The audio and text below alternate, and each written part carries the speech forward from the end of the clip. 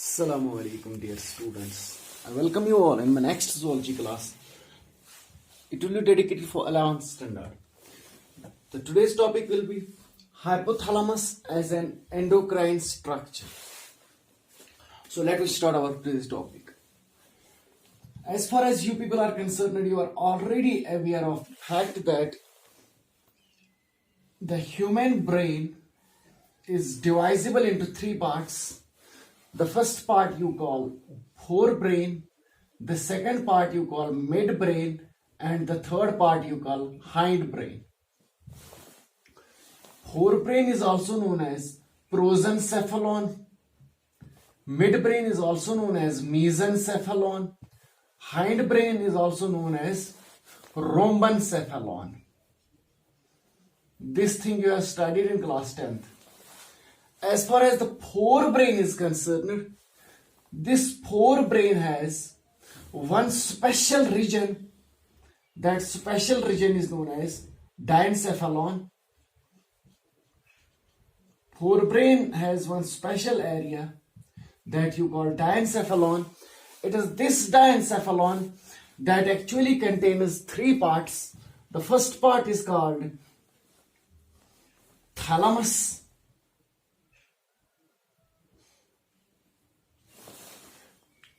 or thalamic nuclei. The second part is known as epithalamus, and the third part is known as hypothalamus, this region.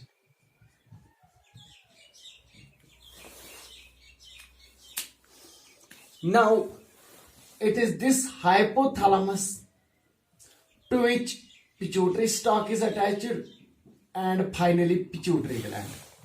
This much you have studied in the offline batches. Now, diencephalon contains thalamus, epithalamus, and hypothalamus. So should we say that hypothalamus is the part of forebrain? First point, it is the part of forebrain. Now the second point is that hypothalamus forms this is called the roof, this will be the floor. Epithalamus, thalamus, hypothalamus. So should we say that hypothalamus forms the floor? Should we say that it is this hypothalamus that forms the floor of diencephalon? It forms the floor of diencephalon. Diencephalon ki base, this region, colored here in blue. This hypothalamus is actually a neuroendocrine structure. This hypothalamus is a neuroendocrine structure. We study hypothalamus as a nervous structure in neuroanatomy. But in endocrinology, we study hypothalamus as an endocrine structure. Now, should we say that hypothalamus has neurological functions as well as endocrine functions? So, hypothalamus acts as a link. It acts as a link between nervous system and endocrine system. Hypothalamus acts as a link between your nervous system and endocrine system. How? It has a nervous role because it contains abundant number of neurons. I will discuss briefly in a minute. But simultaneously, hypothalamus also contains neurosecretory cells that produce special signaling molecules. Those signaling molecules you call hormones. Now, so I told you that hypothalamus acts as a link between nervous system as well as endocrine system. Simultaneously, you people are also aware of one important fact that, let us suppose this is hypothalamus. It is this hypothalamus that has link with your pituitary gland And this pituitary gland has anterior lobe as well as posterior lobe. The first point, please be focused.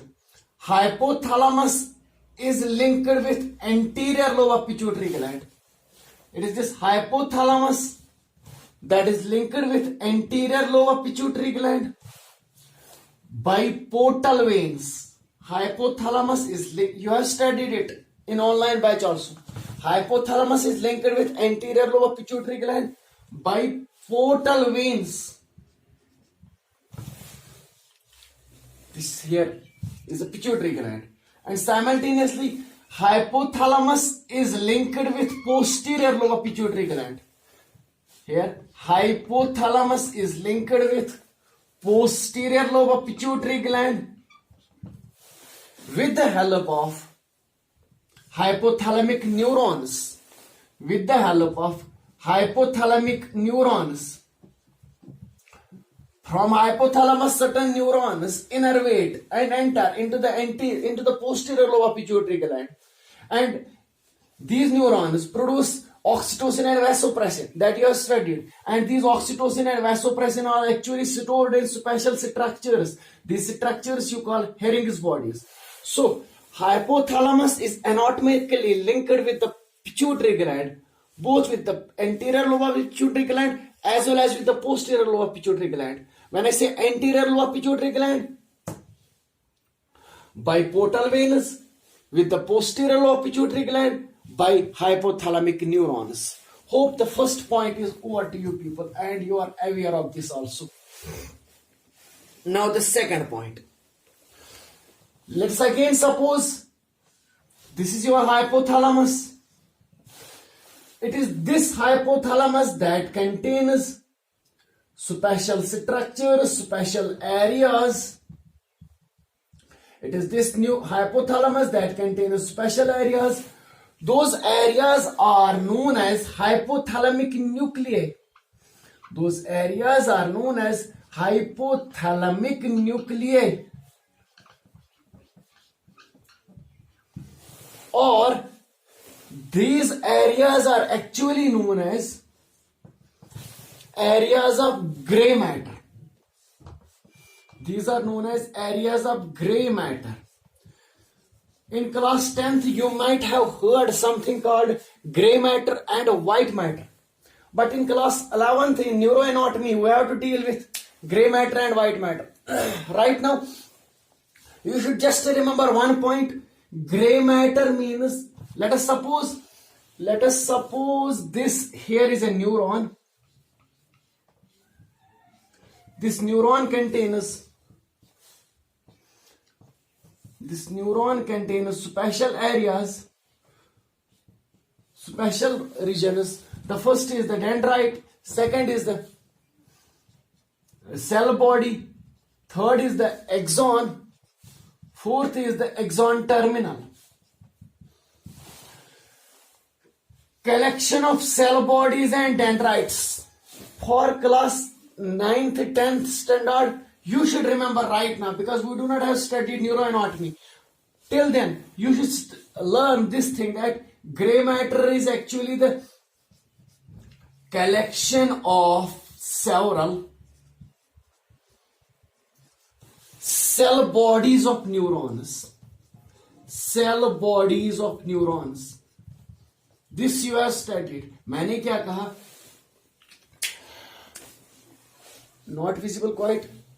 Let me drop it a little bit. Okay. What I told you is that here, let us suppose this is it's a nerve cell or a neuron. This neuron actually contains dendrites, cell body, axon terminals. Hypothalamus contain hypothalamic nuclei, special areas. These regions are known as hypothalamic nuclei. What I next told is that these hypothalamic nuclei actually are the regions of gray matter. When I say the regions of gray matter is actually the collection of several cell bodies. This is one cell body of one neuron, another cell body of another neuron, another cell body of another neuron, so on and so forth. Collection of several cell bodies form special regions. Those regions are called nuclei, or those regions are known as gray matter regions of hypothalamus. So, one such nucleus is known as, one such hypothalamic nuclei. These are the hypothalamic nuclei. One such nucleus is known as paraventricular nucleus.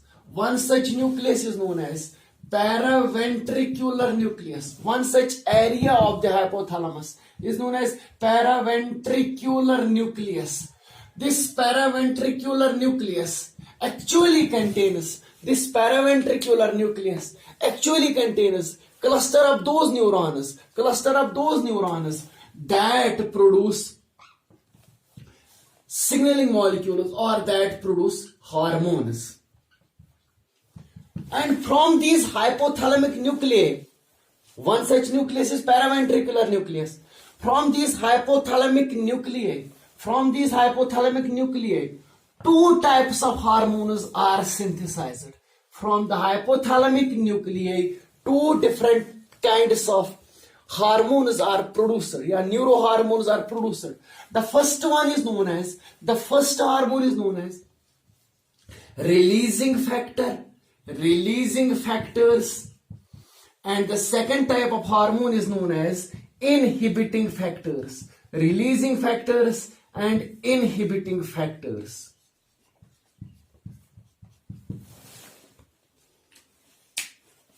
Let me discuss this in detail. From the hypothalamic nuclei, two different types of neurons are produced, two different types of hormones are produced.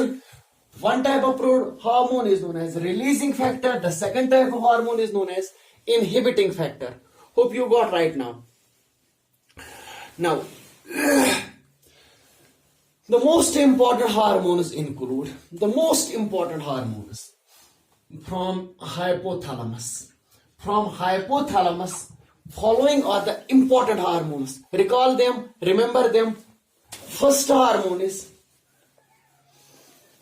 The first hormone you call thyrotropin releasing hormone. Should I write here? Thyrotropin releasing hormone. This is the first hypothalamic factor. Thyrotropin releasing hormone. Second we call gonadotropin releasing hormone.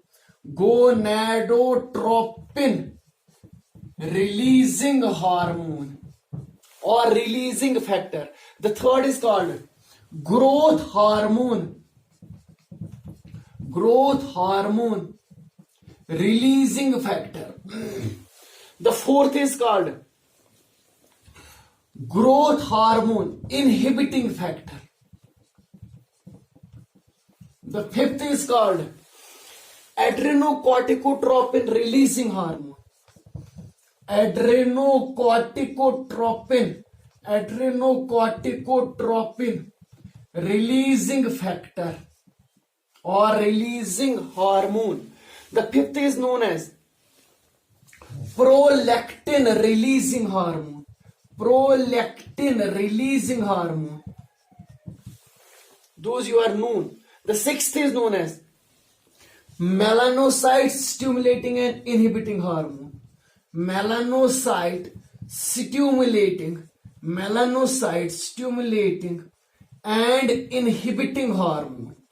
Inhibiting hormone.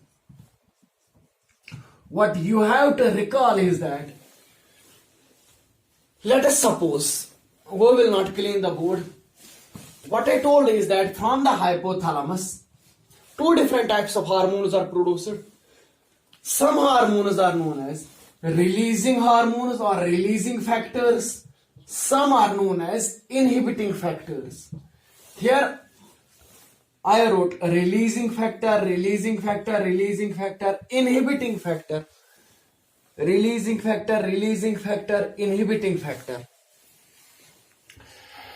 If you will analyze these 5-6 hormones, what you will observe is that Thyrotropin releasing hormone. Thyrotropin releasing hormone.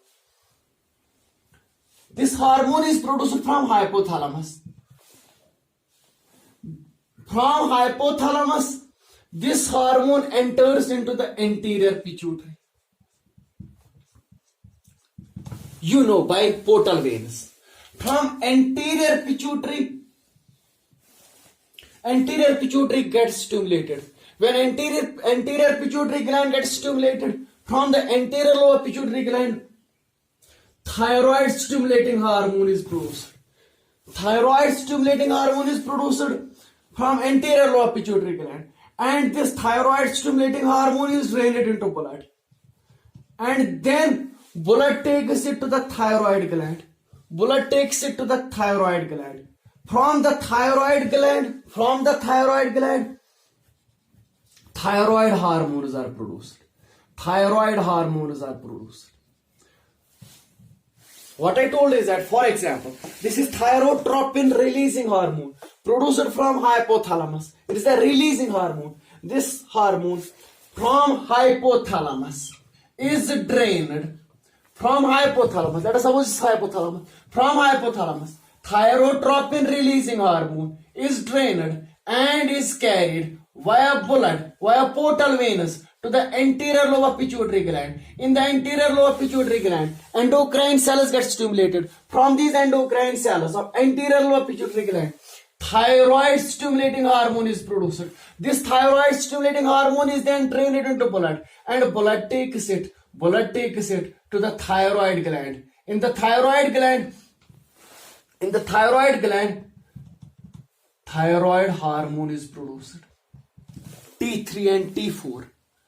It's so easy to understand. As far as the second hormone is concerned, बहुत ही ज़्यादा आसान है. You just need a kind focus, you will get the concepts. The second point, suppose here is gonadotropin releasing hormone that you call GnRH, gonadotropin releasing hormone. What will happen? It is this hormone, gonadotropin releasing hormone, that is produced from hypothalamus. Okay, produced from hypothalamus. Then hypothalamus takes this hormone via portal veins or via blood. Hypothalamus takes this from hypothalamus. Gonadotropin releasing hormone is taken via blood up to the anterior lobe of the pituitary gland. Here is the anterior lobe of pituitary gland. From now, this anterior lobe of pituitary gland gets activated. From this anterior lobe of pituitary gland, two important hormones are produced. One is called FSH, follicle stimulating hormone. Second is called luteinizing hormone. These two hormones from anterior lobe of pituitary gland are drained into the blood, and blood takes them to the target organ, and target organ include the testicles, target organ include the ovaries. Let me repeat it. What I told is that here is a hormone, gonadotropin releasing hormone. This gonadotropin releasing hormone is also written as GnRH. It is produced from hypothalamic nucleus. From the hypothalamus, it is drained into the blood, and blood takes it to the target organ. Target organ here is anterior lobe pituitary gland. From the anterior lobe pituitary glands, cells get activated. Endocrine cells get activated. They produce FSH and LH. This FSH and LH is drained into the blood. Blood takes it to the target organ. Target organ here include testes. Target organ include ovaries. Now, here is another hormone, growth hormone releasing factor. What will happen is that this growth hormone releasing factor, as well as growth hormone inhibiting factor. First of all, growth hormone releasing factor produced from hypothalamus. When produced from the hypothalamus, this hormone, growth hormone releasing factor, is taken from hypothalamus up to the anterior lobe of the pituitary gland. From the anterior lobe pituitary gland, endocrine cells get activated. When endocrine cells get activated, they produce, this anterior lobe pituitary gland produces growth hormone. This growth hormone is then drained into the blood, and blood takes it to the target organ. Target organ here include the bones. Target organ here include the muscle cells that you have studied.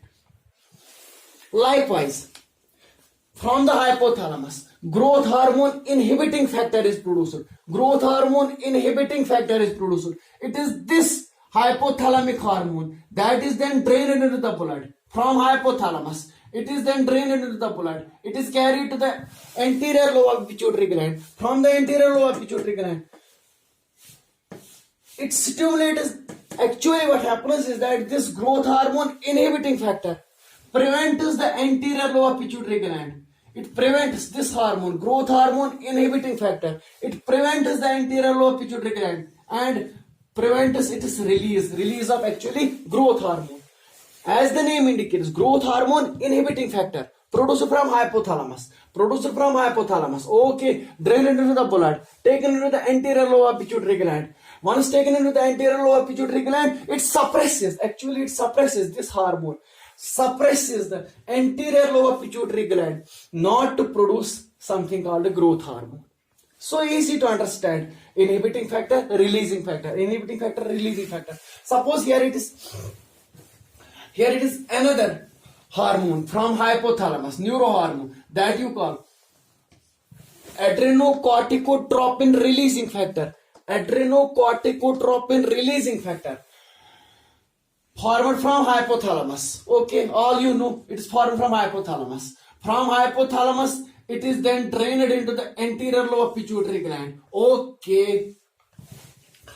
From hypothalamus, adrenocorticotropin releasing hormone is produced. This hormone is produced from the hypothalamic nucleus. From the hypothalamic nucleus, it is drained to the anterior lobe pituitary gland. From the anterior lobe pituitary gland, the endocrine cells get activated. When the endocrine cells get activated, these endocrine cells then produce another hormone that you call ACTH, adrenocorticotropin hormone.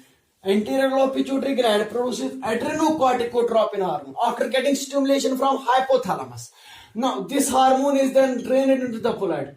When this hormone is drained into the blood, it is then taken to the target organ. The target organ include adrenal gland. The target organ include the adrenal gland, and from the adrenal gland, mineralocorticoids, glucocorticoids, and sex corticoids are produced. So, from the above observation, from last 10-20 minutes, what we have studied is that from hypothalamus, releasing factors and inhibiting factors are produced. These releasing factors and inhibiting factors actually stimulate or inhibit the anterior lobe pituitary gland. If anterior lobe pituitary gland is stimulated, anterior lobe produces its own hormones. These hormones are then drained into the blood and blood takes them to the respective target organ. If inhibiting factors are produced, these inhibiting factors of hypothalamus actually prevent the anterior lobe pituitary gland not to produce its own hormones. When it does not produce its hormones, then fresh hormones from anterior lobe pituitary gland are not produced and they are not taken to the target organ. So, hypothalamus actually controls the release of hormones from anterior lobe pituitary gland. Hypothalamus actually produces releasing factors and inhibiting factors. These releasing factors and inhibiting factors actually control the anterior lobe pituitary gland, and from that anterior lobe pituitary gland, hormones can be produced or release of hormone can be stopped by inhibiting factors. So, hypothalamus has a direct control on anterior lobe pituitary gland. Simultaneously, we should also recall this fact that hypothalamus also produces two important hormones. Besides releasing factors and inhibiting factors, hypothalamus produces oxytocin and vasopressin. This oxytocin and vasopressin is actually stored here in the posterior lobe pituitary gland in special sacs. Those sacs you call Herring's bodies. Do repeatedly watch the video. You will get the concepts. Stay home, stay safe. Do like, share and subscribe my channel.